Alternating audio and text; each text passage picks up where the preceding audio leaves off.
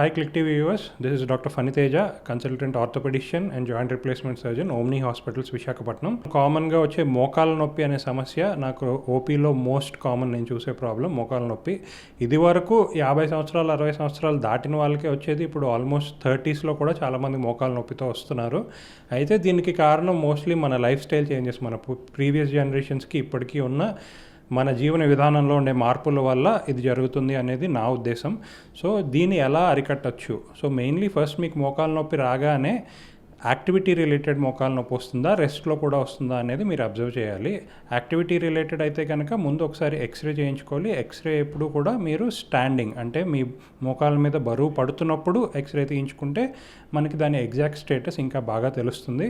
So x ray బట్టి మీరు ఆర్థోపెడిషియన్ని సంప్రదిస్తే మీకు ఏమైనా ఆర్థరైటిస్ లాంటి ప్రాబ్లం ఉందా, లేదంటే మోకాల్లో ఏమన్నా జాయింట్ స్పేస్ తగ్గడం కానీ ఇలాంటిది ఏదన్నా ఉంది అంటే తొందరగానే దాన్ని పసిగట్టి దానికి తగ్గ జాగ్రత్తలు తీసుకోవచ్చు.